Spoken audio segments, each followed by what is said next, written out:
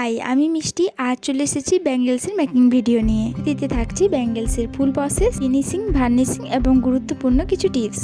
আশা করছি সম্পূর্ণ ভিডিওটি দেখলে ক্লের এই ধরনের ব্যাঙ্গেলস তৈরি করতে কোনো অসুবিধা হবে না।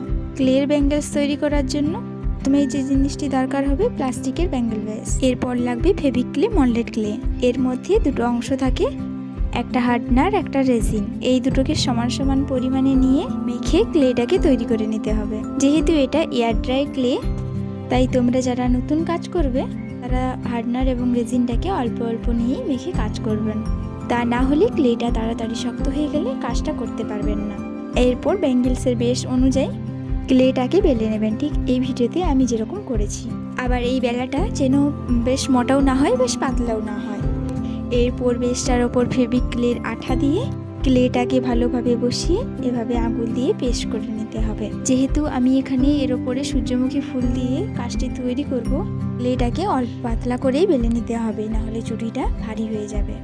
কে ভালোভাবে বসানো হয়ে গেলে এরপর সূর্যমুখী ফুলের পাপড়ি তৈরি করার জন্য ক্লেটাকে সমানভাবে ভাগ করে নিতে হবে, যাতে সব পাপড়িগুলোর আকার সমান সমান হয়। এরপরে খানিকটা ক্লেটাকে ওয়াটার ড্রপের মতন শেপ করে নিতে। আর পাপড়ির এরকম টেক্সচারের জন্য আমি এরকম ক্লের টুলস ইউজ করেছি। তবে তোমাদের কাছে এরকম টুলস না থাকলে ব্লেড বা কাগজের ধার দিয়েও তোমরা ওই কাজটা তৈরি করে নিতে পারো। এর মূল সৌন্দর্যই হচ্ছে সূর্যমুখী ফুলের ওপরই নির্ভর করছে, তাই এর পাপড়িগুলো যত সুন্দর করে করবেন, যত ধরে ধরে করবেন, তত টেক্সচারটা ভালো আসবে। কথা বলতে বলতে আমার সূর্যমুখী ফুলের পাপড়িগুলো রেডি হয়ে গেছে। এবার এগুলোকে ব্যাঙ্গেলসের ওপরে বসানোর পালা। তার আগে সূর্যমুখী ফুলের মাঝের যে অংশটা থাকে ওটা বানিয়ে নিয়েছি। ব্যাঙ্গেলসের ওপরে ক্লেটাকে বসানোর আগে যে জায়গাটাতে ক্লেটা বসাতে চাইছেন ওখানে একটু আঠা দিয়ে নেবেন, আঙুল দিয়ে এটাকে পেস্ট করে বসিয়ে নিতে হবে। এরপরে একে একে সূর্যমুখী ফুলের পাপড়িগুলো বসিয়ে নিতে হবে। যেহেতু এটা আমার একটা অর্ডারের কাজ ছিল, বলেই দেওয়া হয়েছিল যে সূর্যমুখী ফুলের উপর কাজটা থাকবে। আর এই শীতের সময়ই তো সূর্যমুখী ফুলের চাষ করতে দেখা যায়। যদিও আমাদের এদিকে এত মাঠ ভর্তি সূর্যমুখী ফুল দেখতে পাওয়া যায় না, এখন আর ওই মাঠ ভর্তি সূর্যমুখী ফুল দেখাই যায় না। কিন্তু তোমরা যারা দেখেছো অবশ্যই কমেন্ট করে জানিও যে কে কোথায় দেখেছো। যাই হোক, পুরো ক্লেটা ভালোভাবে শুকানোর পর মোটামুটি 7 থেকে 8 ঘন্টা ভালোভাবে শুকানোর পরেই কিন্তু কালার করবেন। তবে এটার ওপর সাদা যে বেস্ট কালারটা হয় ওটা প্রথমে দিলে পরবর্তী যে কালারগুলো করবেন ওটা ভালোভাবে ফুটে। হোয়াইট বেস্ট কালারটা ভালোভাবে শুকানোর পরেই অন্য কোনো কালার করব। এবার এখানে ব্যাকগ্রাউন্ডের কালারের জন্য আমি কালো কালারটা চয়েস করেছি। প্রথমে ভেবেছিলাম যে লাল কালারের করব, কিন্তু পরে মনে হলো যে লাল কালারের থেকে কালো কালারটা বেশি ফুটবে হলুদ কালারের সানফ্লাওয়ারগুলোর সাথে। এরপরে ফেব্রিকের লাইট ইয়েলো কালারটা দিয়ে সূর্যমুখী ফুলগুলো করে নিয়েছি।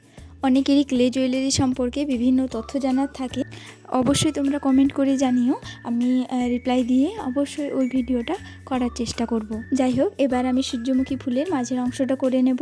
তার জন্য আমি এখানে মাঝখানে খয়েরি এবং সবুজ কালারটা বেছে নিয়েছি। পুরোটা সূর্যমুখী করার পর এই জায়গাটা একটু ফাঁকা ফাঁকা লাগছিল, তাই এখানে আমি ওই ডিজাইন মতন করে দিই। এটা চাইলে নাও করা যেতে পারে, বাট তোমাদের পছন্দ মত। পুরো কাজটা ভালোভাবে শুকানোর পরেই আমরা এখানে ভার্নিশিং করব।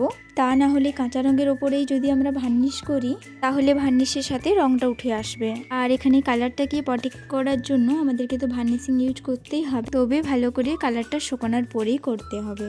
ব্যাঙ্গেলসের ফুল প্রসেস ভার্নিশিংয়ের সঠিক পদ্ধতি তোমাদের সাথে শেয়ার করি। যদি ভিডিওটি ভালো লেগে থাকে তাহলে প্লিজ একটা লাইক, কমেন্ট, অবশ্যই সাবস্ক্রাইব করে পাশে থাকবেন। নেক্সট কোন টপিকের ওপর জুয়েলারি বানাবো অবশ্যই কমেন্ট করে জানাবেন আর পাশে থাকবেন। দেখা হচ্ছে নেক্সট কোনো ভিডিওতে।